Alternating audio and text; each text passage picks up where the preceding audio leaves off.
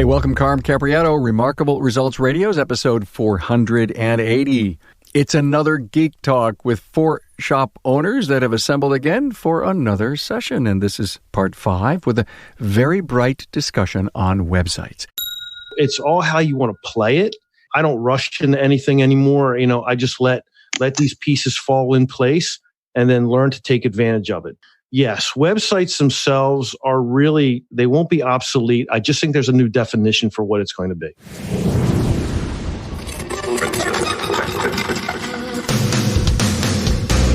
Welcome, aftermarketers, to Remarkable Results Radio.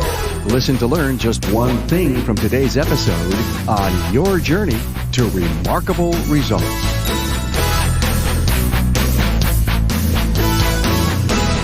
Hey, Karim here, the Automotive Aftermarket Podcast guy. Apex 2019, it's upon us. Now, if you're going to Apex 2019 this year, be sure you get some of the best shop owner and technician training that takes place at Apex. Now, Karim here telling you that Apex is on the doorstep, and please be sure to get your fill of the emerging technology area and visit with your key suppliers. Nothing like visiting with the top brass that makes the parts you provide your clients. Be sure you absorb all the new tech products and spend time at the Mobility Garage. Also, visit me in the studio on level 2, right next to the Let's Tech stage, just to the left of it. Now, also download the Apex app and have fun with that. Go to aapexshow.com for more info. I love it when you share an episode, give me a like, or even share a social post. I also love it when you give the podcast a review. We've been at it for 600 episodes, and there probably isn't a topic we've not covered, and we continue to amaze the industry with great shop talk that provides for what we call deep think, and it also changes mindsets. Now, once we think we've done it all, oh my God, another great episode hits that you embrace and learn from. So thanks from the bottom of my heart for being a loyal follower of the Aftermarket's original and premier podcast. Couldn't have done this without you. Much love. Now, the geeks are back talking websites. Wait until you hear this discussion. This super smart group creates a pile of ideas. On top of that, insights and add a few trends to think about. I must say they were at the top of their game in this episode. With me for part 5 of Geek Talk is Bill Nalu, Interstate Auto Care, Madison Heights, Michigan. Chris Cloutier, Golden Rule Auto Care, Dallas, Texas, also CEO of Autotext.me. Greg Buckley from Buckley's Personalized Auto Care, Wilmington, Delaware. And Karim Morsli, Winkler Automotive, Gaithersburg, Maryland. These guys are talking organic content, the impact of social media versus the value of your website using YouTube. And they wonder, will video and chat become mainstays on websites?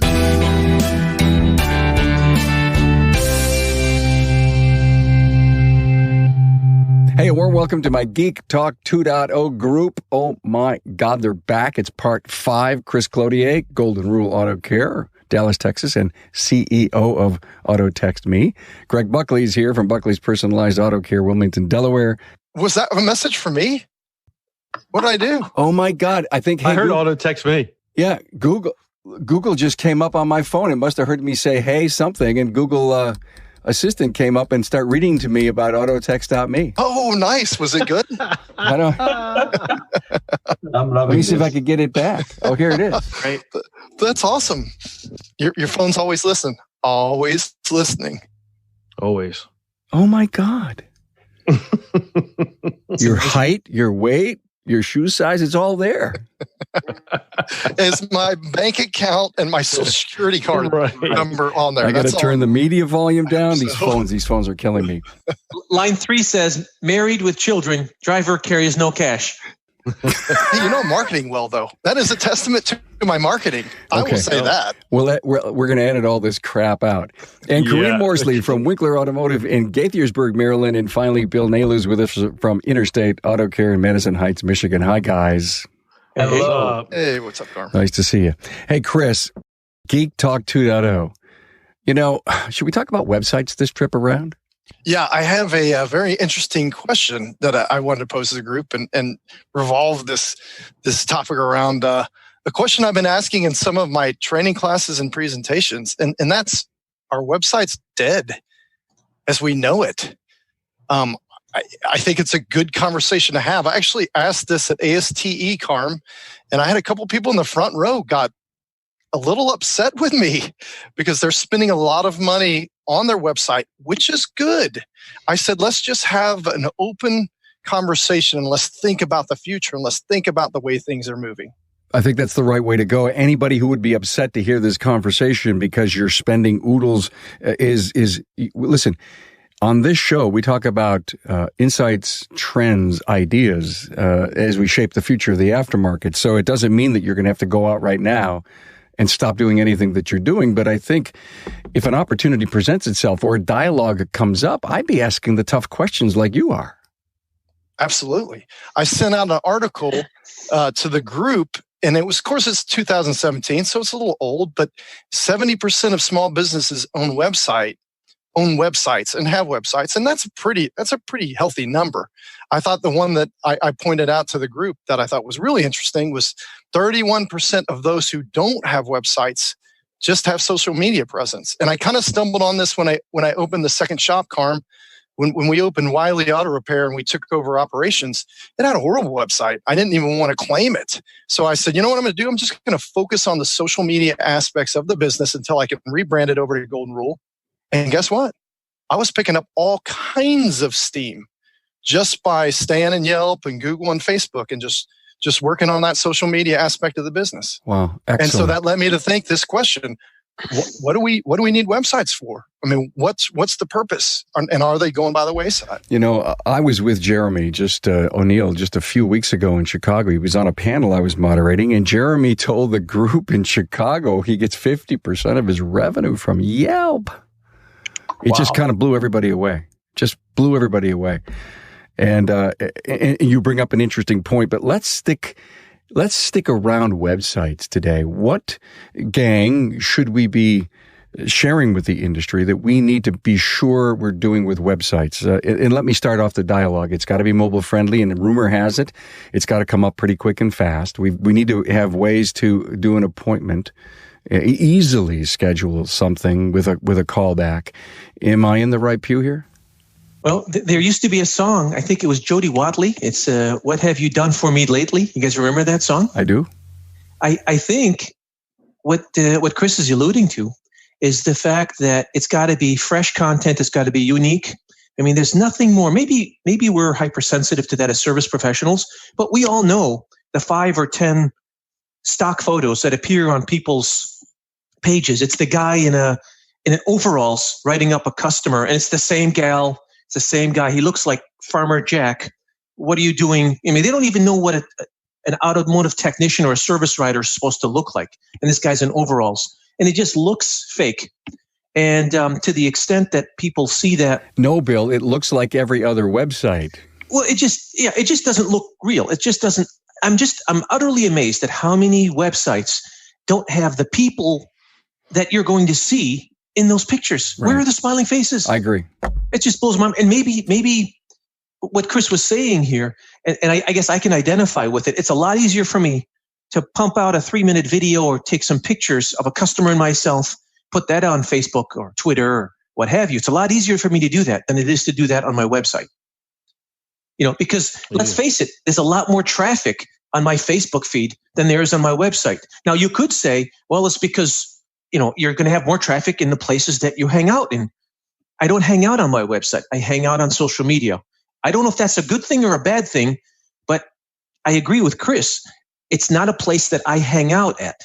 So then do we need to redefine or define what a website is supposed to be doing in circa 2019? I think there's a very valid point here, because to me, initially, I remember when I started out, and that's a long time ago, but and even in a different industry, the website really was your only means of having a Yellow Pages ads on steroids. You had the ability to convey content or expertise or whatnot. And today, I definitely agree with Chris's perspective. You know, you've got Google that's got, its own world, including YouTube and so on. So, your content, you have to decide where it is that you want to put that content. People are still looking for you, I think, on the basis of, number one, your ranking, your reviews, and to some extent, your expertise. And I think the place to find expertise today very easily, right, because we know Google dominates the search world, is going to be on a platform like YouTube, leveraging video and so forth. And, you'd be probably doing yourself a disservice by focusing too much on your website these days. I think we are seeing a transition away from websites. And if anything, I'm doing this because it's a package deal. I could probably get away with having a 2 or 3 page website these days and really focusing on, Google presence, YouTube presence, Facebook presence, and to some extent Yelp. Yelp, works for some people. I think for many of us, I think the problem is probably the lack of visibility in how far your dollars are going compared to the granularity you get with Google or Facebook. But needless to say, it's still a vehicle. Guys, I had a chance to look at a lot of websites recently. I was asked to judge a review of a whole bunch of websites. And what I found in my takeaway, as you say that, Karim, I'm starting to ramble in my thinking. I saw green, I saw ecology, I saw culture, I saw apprentices, I saw community, and I saw it in different ways, different formats. It was all organic. And I think that's the key word here is they really showed me what the business was about. In Facebook, since there's algorithms in what you see and what you don't see, I'm not sure that your message is going to be where you want it when you want it. I think you got to be pretty much global with your message in terms of what platforms you're going to be. Your message has to transcend through all platforms. It has the information, the content has to be there where the consumer can be reached. As far as websites, I do believe that websites are, almost a point of irrelevancy. And I say that respectfully for all the companies out there that do websites and all the shop owners that are having websites.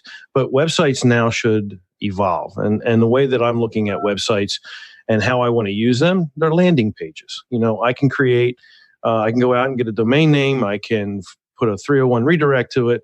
I can push content and SEO to that landing page, and I have a nice host and the service is going to work, an appointment page. All of that can be done on a website. So I don't look at a website as being my branding area for online. I look at Google My Business. Now, this is if you followed, and I'll say this in my opinion, if you followed the trek of what Google has done, where it is collected, aggregated all of this certain technology to create Google Plus, it obliterates Google Plus. But now if you start to look at it, everything that Google Plus was, should have been, or has been, is now going into Google My Business. And nowadays, I can rapidly create a 1-minute video, which you are allowed to do now on Google My Business, which is amazing.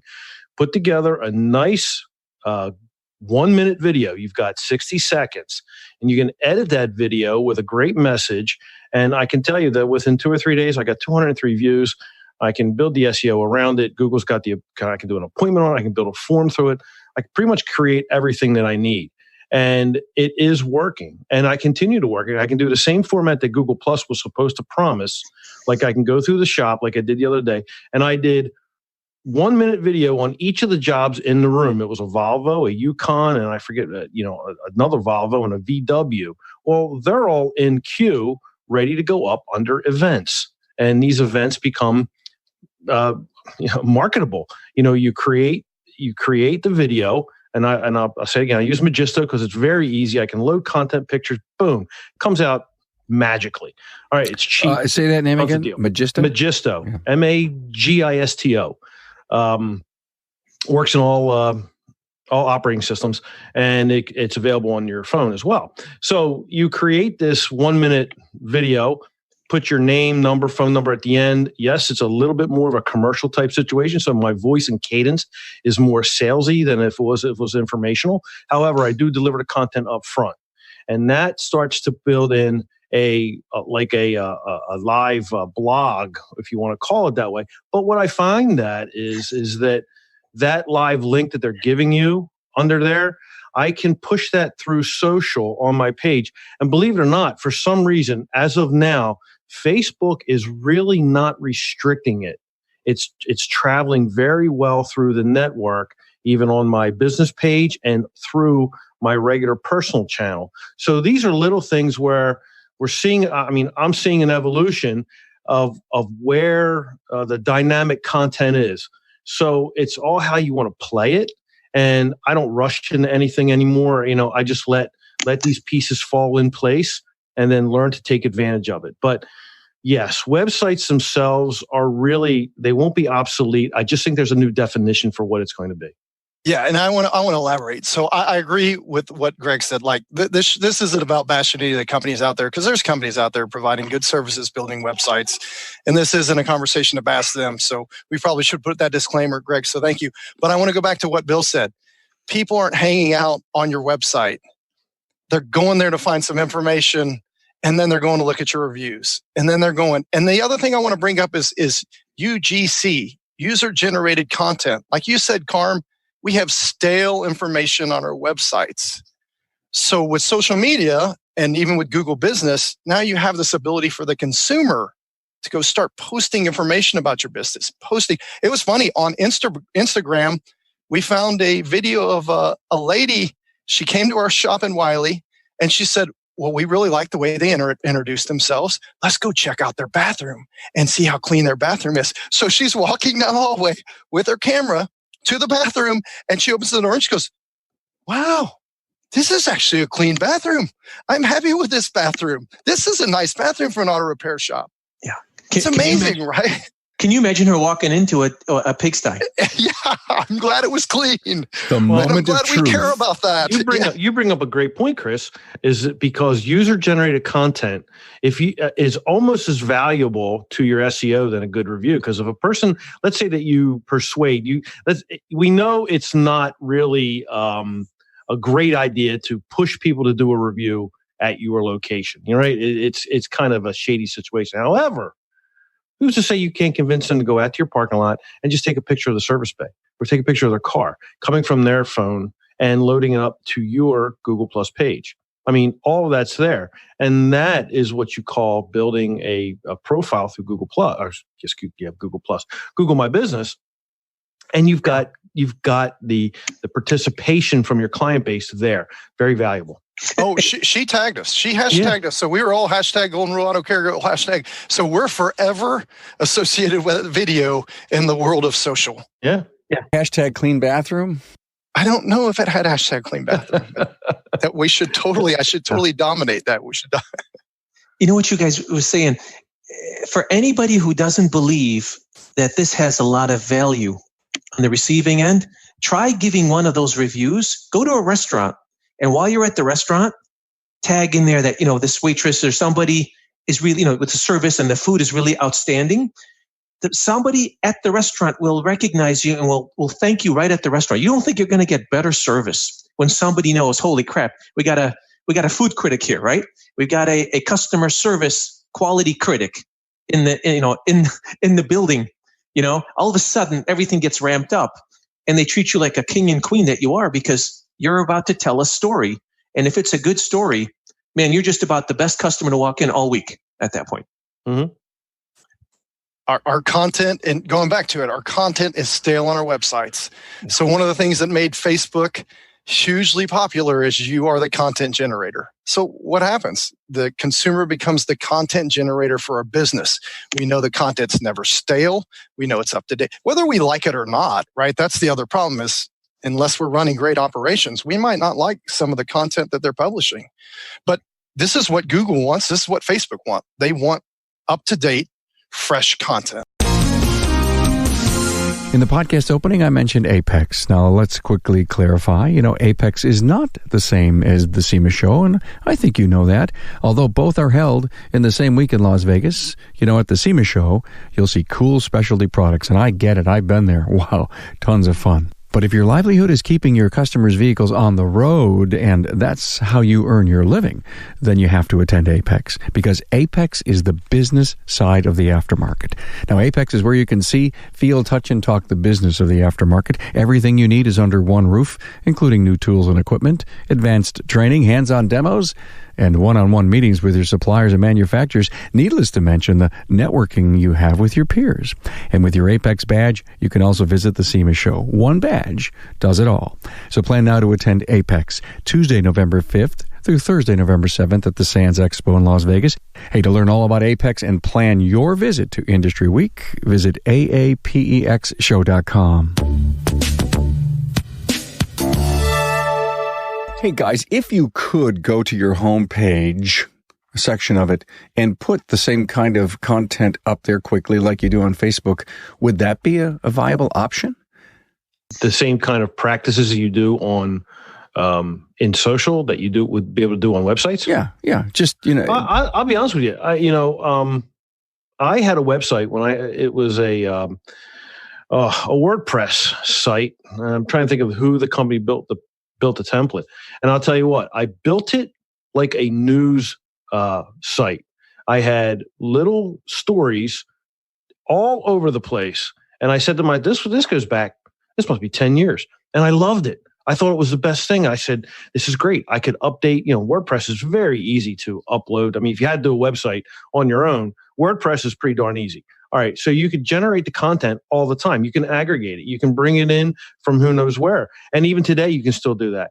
And you're getting that fresh news feed. I think if our sites were more news type situations, we would have a much better response and our times would be a lot longer on that. And I would love to see somebody, hint, to whomever's out there, to go back to that kind of a format. I mean, that is live content.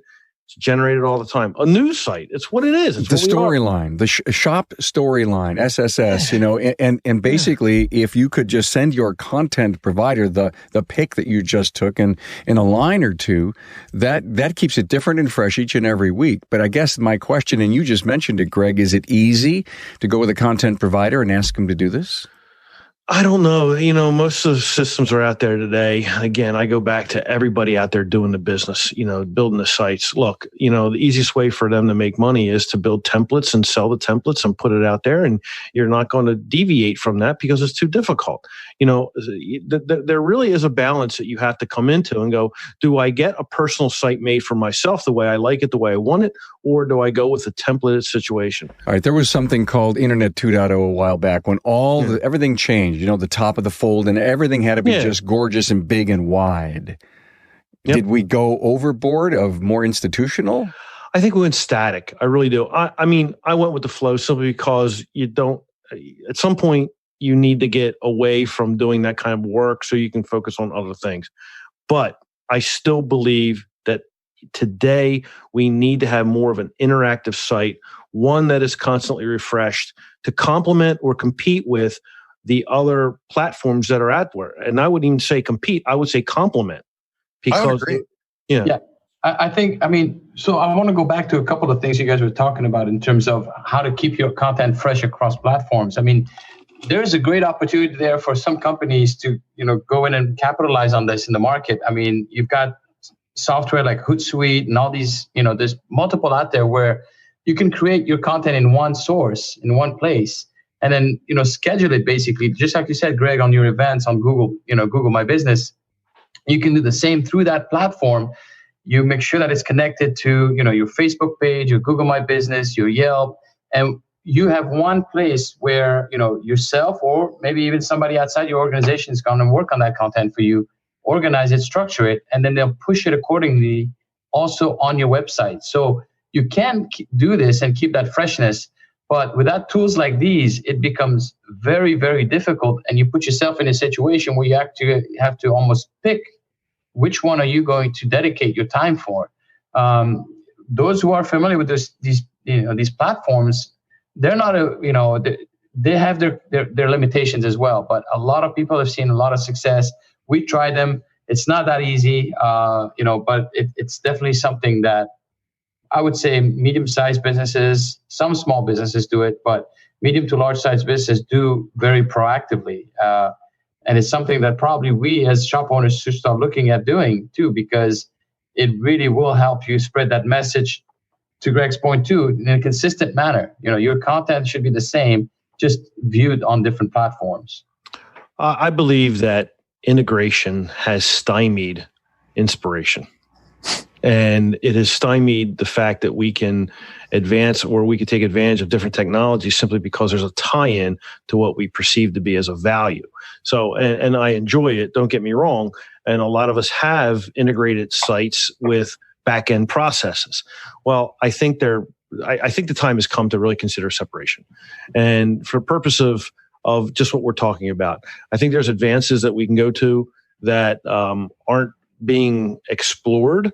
And I think the simplest of reasons for someone to go to our site and enjoy the content or enjoy our activity and get a glimpse of who we are can't be done on a single page, static kind of photo-esque type page. We need to be able to produce a visual, a more deeper sense of what we are, who we are, and why we are, with exposure to everywhere we're at on the web, whether we have a feed coming from our YouTube channel that gives them the education and information that they need, to our social sites that tell them what we do on and offline and then also our communities. So these type of things need to be live and in today's world, not from, a YouTube video from 4 years ago. So correct. Yeah. And I think we talked about, a lot of things such as, making sure, your vision, your mission is in line, and also your marketing message, comes from that and then allows you to, it really comes down to the basics of having, a calendar, and this is what I want to do over the year. This is the messages I want to do. These are the campaigns, as long as they're all tied back into your vision and mission. But I think from a tool standpoint, you do have tools out there that allow you to, push that content and control that content's distribution over the various social media platforms, and not having to dilute, like you said, Greg, make sure that you can focus as a company on the quality, the content, the message that you want to convey, for what your organization stands, basically. I want to start a company, Geek Talk 2.0 websites. Okay. Throw that out there right now. I'm in. Because we need to aggregate. So going back to what I think you're right, Karim, on the back side, we have the problem solved. And what Greg's saying is on the front side, from the question Karim asked, we don't have that question solved because all our social footprint is all over the place, floating around and all these. And it would be nice, I agree, Greg, if we could have a place to have that social footprint all in one place, right? So that I miss it. I tell you, I do. I miss it, guys. I really do. It's I was very proud of that site and what it did, and it's premium templates I've through WordPress. I wish I could remember the name, but I'm telling you that site got more compliments and held people's attention longer than anything else I've ever been through. I'm going to go back to what Karim said too. Out of the 18, 20 pages on your website, nobody's looking at it. Unless they're landing pages like Greg says. They're not looking at your pages. Right. They're looking at one page, right? They're looking at your homepage. But if your homepage had that, and I have my links to my social media, but I that whole live aspect, we hadn't put that together. So that was a good question, Karim. That's a really good question. But you guys can put up the social feed on your website, which kind of maybe would integrate it, right? Not to my degree where I can consider it. Would it be healthy or not if you could do it? Yeah, I've proven it. It's been very healthy. I mean, you're on the website. How many blogs have you gone on and you looked at the social stream that's going on versus the story, right? You've at least looked at it. You may have hovered over it. You may have engaged with it. You may have went back to Facebook and said, oh, I remember that story. Hey, what's the crowd saying? I mean, these are things that aren't exposed, and yet here we are with multiple platforms. We've increased our inventory of content, right? We've exposed ourselves in all of these other platforms, and here we are only able to showcase a static front page. So we can't make it, it can't be easy, because if it was easy, it probably wouldn't work. And my point is it go back to the concept of maybe I've got to get, like Greg says, a WordPress site or something easy enough for me to submit and get it in there. I'm not good at that. I'm too busy to do those things. Well, maybe you need to invest, because that's what will make a difference. Let's put it this way. It's not our responsibility as shop owners to evolutionize the product of another company. I mean, it's, Chris's point, he builds what we as shop owners feel is necessary and is a value. All right.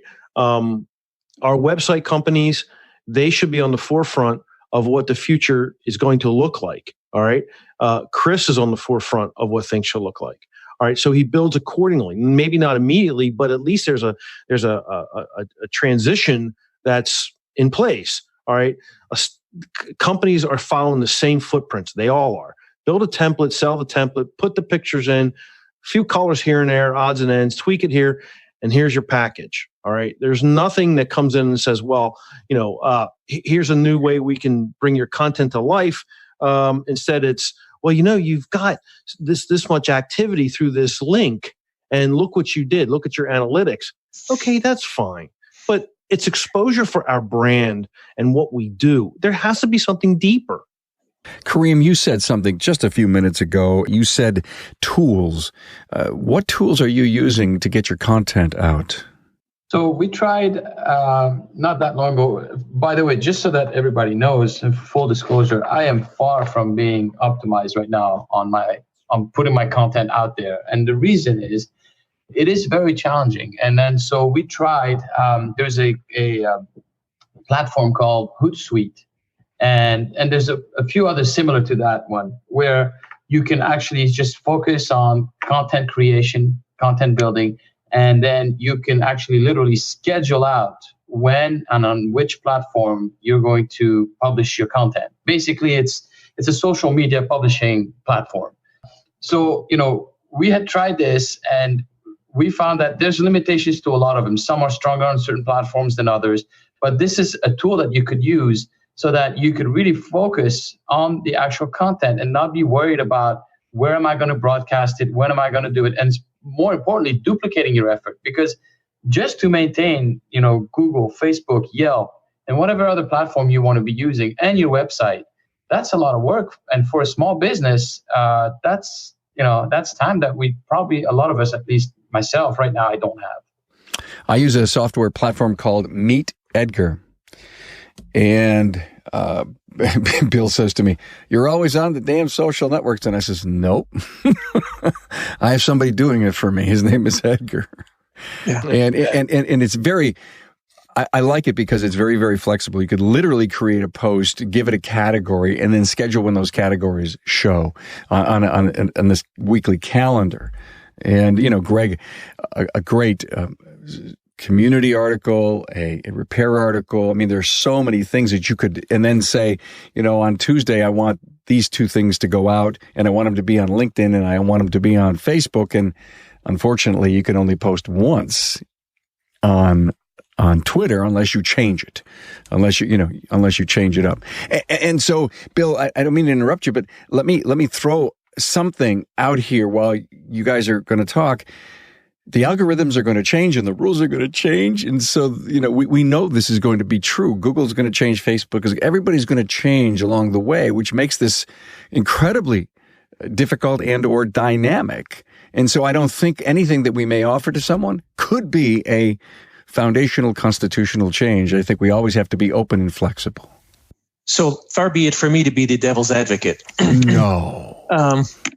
So my question to Mr. Buckley is, if I'm a website designer, my question to those that the 99% that are not Mr. Buckley that aren't creating content is, how do I dedicate time, talent, and treasure when the content isn't being provided by the client?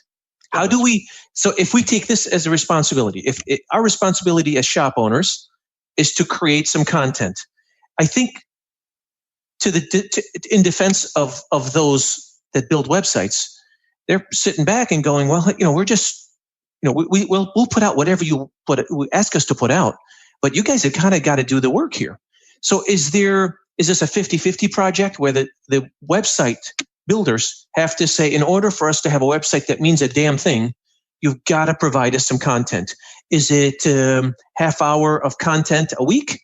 Is it a 50-second snippet, every other day? I don't know what that is, but at some point we have to take responsibility for the fact, and I think we're doing that here on this platform. And there's nothing wrong with that. In fact, it's a job. It's a responsibility. If you're going to grow your business, that's the new world order, guys. Yeah, many times in the classes I had, the first thing I tell people is, listen, don't even think about a website if you don't have any content, because the first thing someone's going to come to you and go, all right, what do you want me to build? And you go, a website. Well, what do you want to put on a website? Well, I don't know. You got something?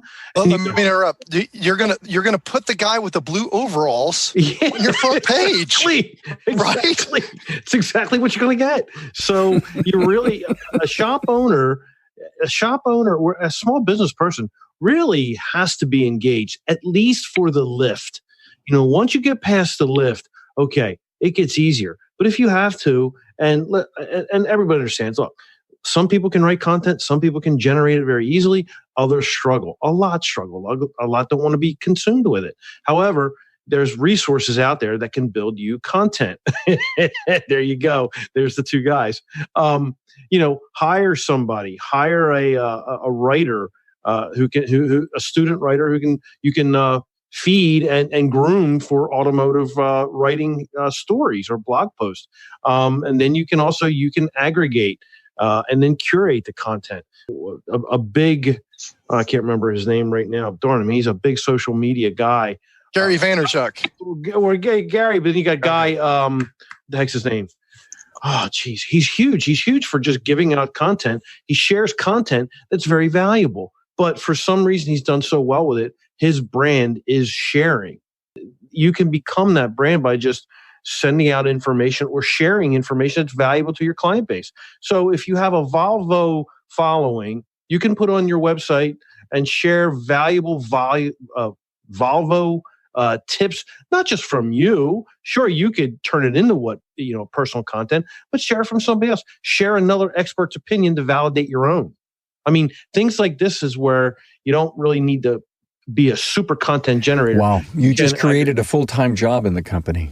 In some points, yes, it really is. And I've said that before. I said, when you start getting into this kind of building and branding and marketing, it's not easy. It's very, you got a train coming through?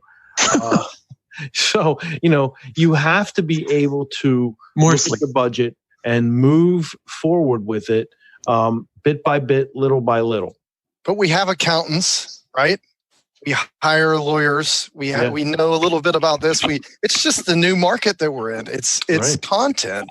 And if you're active with your content, then once again, and you can get your consumers to help generate some of that content, then that takes some of the Facebook delivers nothing. I mean, I don't know that this is sunk into us as business owners. Their product is a vehicle. That's it. They provide no content whatsoever. They provide the ability for other people to provide content, and that's their whole model, is providing that user-generated content. Same thing, YouTube and a lot of these companies, they're all about that user-generated content. My opinion, we're not going to be able to solve the world's ills, our content issues, our Facebook, our anything issues, but we sure did throw an awful lot of balls up in the air. I will tell you that. Sure. But what I haven't heard anyone say yet is, does LinkedIn have a role here anywhere? Yeah, I'm very excited over LinkedIn. In fact, that was one of my fourth quarter projects, is to start really honing in on the content and what is going to play out on LinkedIn. The type of audience there, remember, we were dealing with the 3 M's of marketing, right? Marketing, message, media. So over the course of the last few years, LinkedIn has gotten to be known as the manager or the executive or the business type person that's going to be there. So your content has to be relatable, meaning that you're not going to talk about and bring the drama from Facebook over to LinkedIn. You're going to share more professional stories, more content that is respected by executives or managers, say fleet manager or someone in control. You're going to be more humble. You're going to congratulate others on their accomplishments. You're going to be part of that professional network, sort of like what you experience when you go to either a BNI or any other kind of local business group where you're shaking hands and talking about your business adventures and stuff like that. So I like it. I think that there's a lot there, and I'll be dipping more of my toes, but the same formats will be there. The video content's available. The blogs are the posts you write are really tremendous, and everything else that goes with it. So I think it's going to be very good. Yeah, my experience with LinkedIn is similar to Greg's. I think it's definitely more of a business to business platform, and so you're not going to look at it in the same light as you're looking at it with a Facebook, where you've got a business to consumer platform, a B2C.